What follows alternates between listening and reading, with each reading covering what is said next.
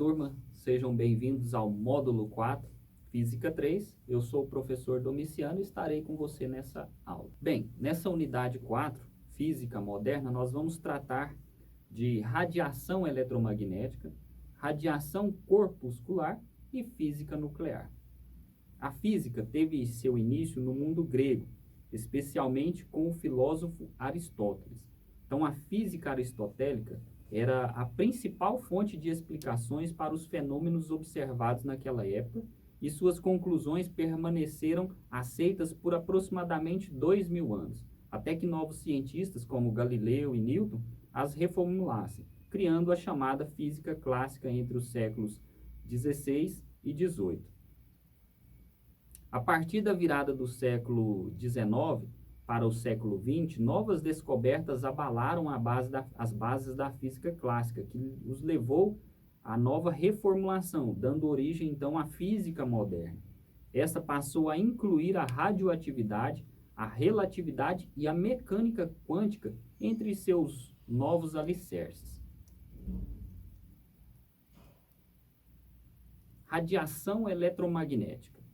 A física das radiações é uma parte importante do conhecimento científico. Ela envolve tanto as partículas emitidas por átomos como as ondas eletromagnéticas.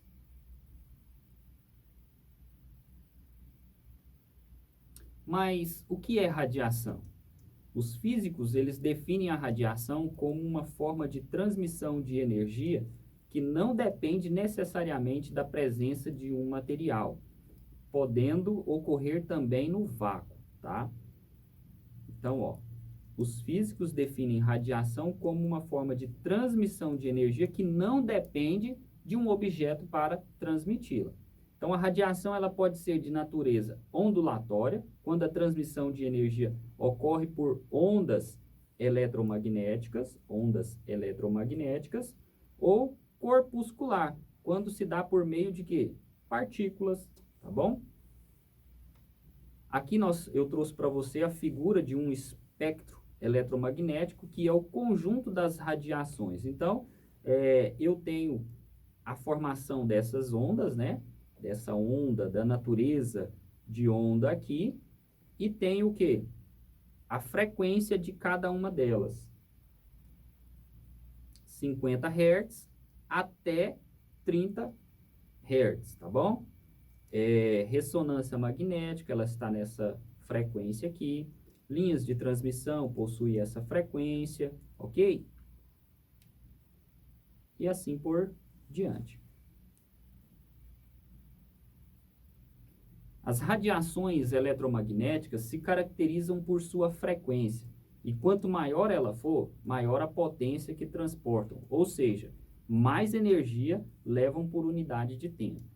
As mais conhecidas são luz visível, o infravermelho, ultravioleta, as ondas de rádio, micro-ondas, raio-x e também os raios gama.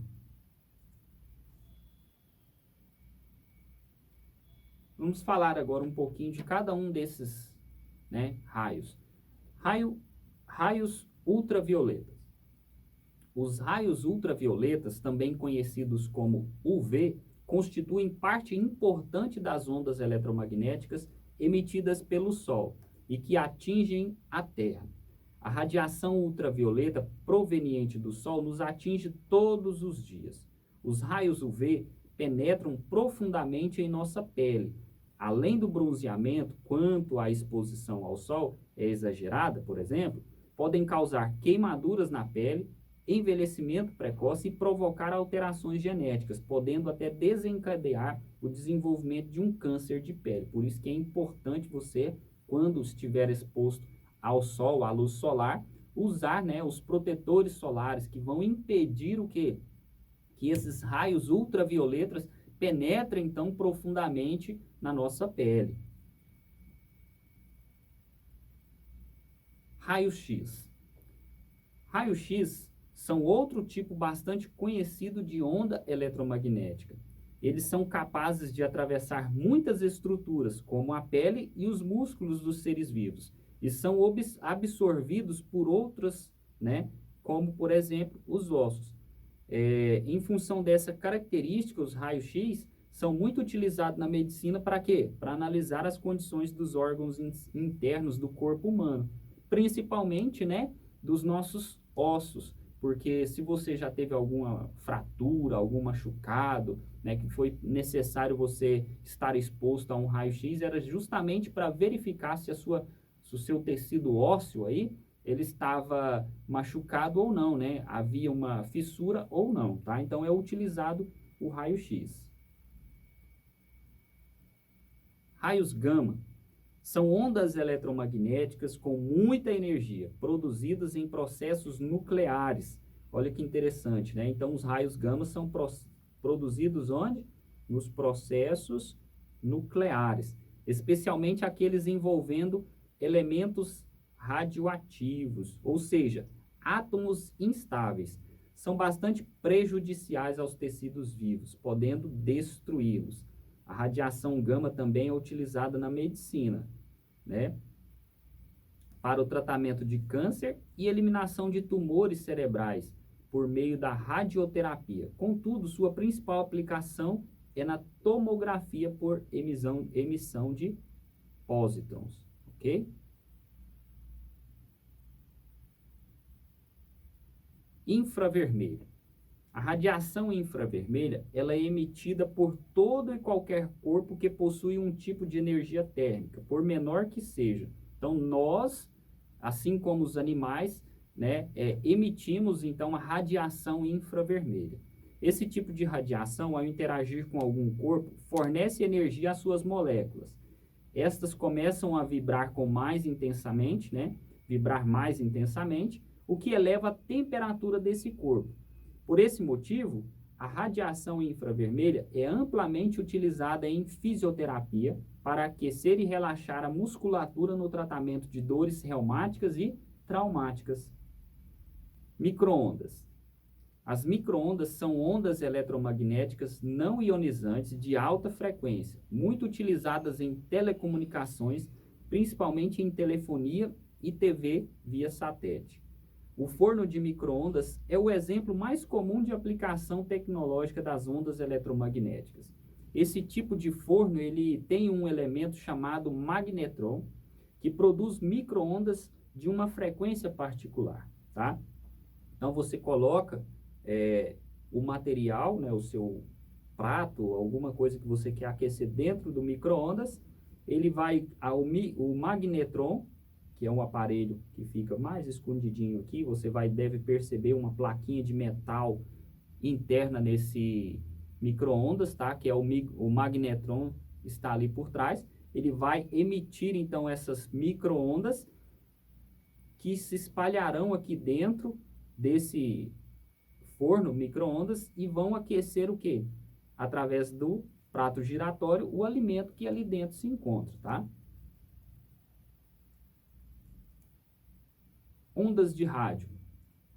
As ondas de rádio, elas são as que apresentam maior comprimento de onda e menor frequência. Portanto, são as que carregam menor energia no espectro eletromagnético.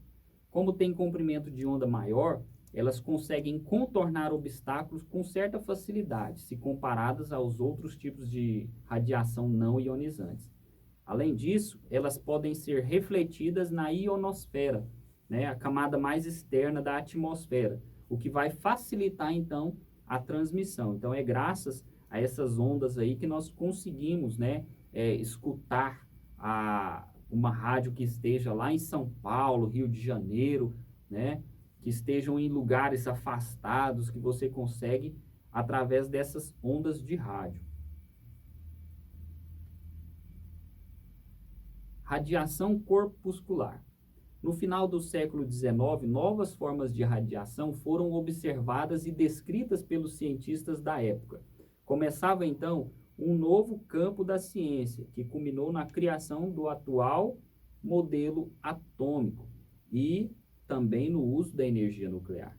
Então, a emissão corpuscular chama-se de radiação corpuscular, a radiação constituída por partículas elementares, prótons, elétrons e nêutrons, tá? ou que possuem massa e carga elétrica, como as partículas alfa, tá? Iguais a elementos hélio, ou as partículas betas iguais a esses elétrons, tá bom? Esse tipo de radiação se origina de núcleos de átomo que têm grande concentração de prótons e nêutrons. A partícula alfa. A emissão da partícula alfa é uma consequência do decaimento radioativo que ocorre quando um núcleo atômico instável se transforma em um outro núcleo menor, tá? Então, decaimento aqui, por exemplo, eu trouxe para você o decaimento do urânio 238. Então, ele vai receber uma certa energia, essa energia vai ser transformada vai ser emitida, né, por uma partícula alfa, vai se tornar então uma partícula menor, que é a partícula alfa, e o elemento vai ser modificado, tá bom? Aqui é só uma representação em vermelho e azul do próton e do nêutron. Não quer dizer que eles tenham essa coloração, tá bom? Partícula beta. A partícula beta, ela surge quando um nêutron livre ou um núcleo de um átomo radioativo, um radioisótopo, decai espontaneamente, gerando um próton, um elétron e outras partículas, tá? Então está aqui uma representação do decaimento do tório 234, que resulta em uma partícula beta e um átomo estável, tá bom?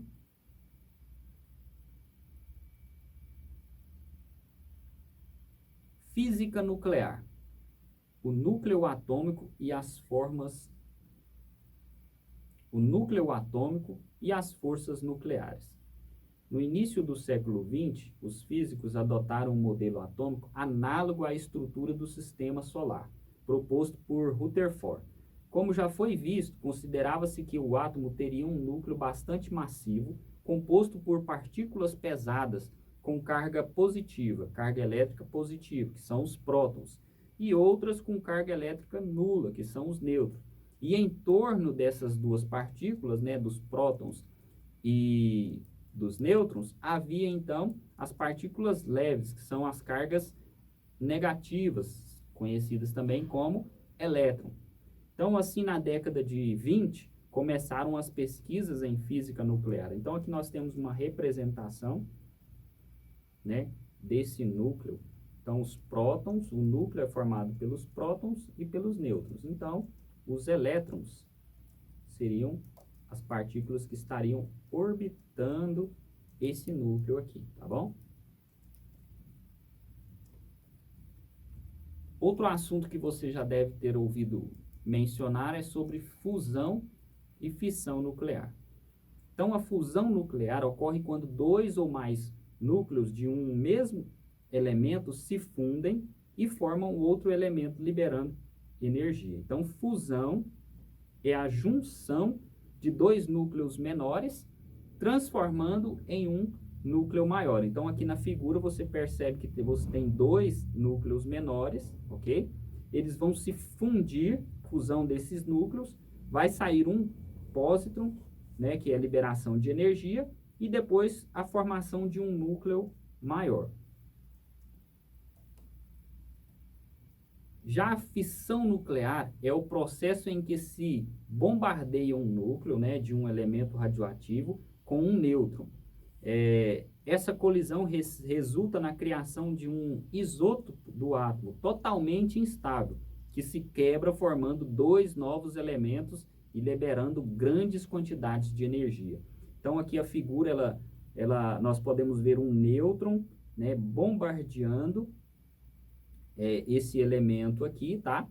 E após esse bombardeamento, né, essa chegada de esse outro elemento aqui, vai haver uma liberação imensa de energia formando outros, né, núcleos. E esses outros núcleos vão ser bombardeados novamente, liberando assim grandes quantidades de energia. É uma reação em cadeia, tá?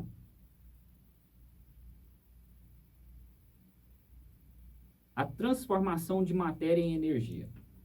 Durante muito tempo, os físicos eles pensaram que a matéria e a energia seriam elementos da natureza totalmente diferentes, cuja transmissão de um para o outro seria impossível. Coube ao físico alemão, né, Einstein, unificar as pesquisas de seus colegas e formular uma teoria que relacionasse de forma relativa simples a matéria e energia, mostrando que podem ser transformadas uma na outra. Ou seja, a matéria pode ser transformada em energia e energia também pode ser transformada em matéria. A transformação da matéria em energia. Essa ideia ela pode ser representada por uma equação conhecida como relação de Einstein. Você muito provavelmente já viu, né, essa equaçãozinha aqui, tá? Que é a famosa equação de Einstein. E é igual a mc ao quadrado. E é a energia. M é a massa, né? E C é a velocidade da luz, tá? Que é 3 vezes 10 à oitava metros por segundo. Então, se você quer calcular a energia de uma certa quantidade de matéria, basta utilizar esta equaçãozinha aqui nos seus cálculos. E igual a mc ao quadrado. Então, um corpo, né, matéria pode ser transformada em energia e energia também pode ser transformada em matéria, beleza? Então, obrigado pela atenção e até a próxima.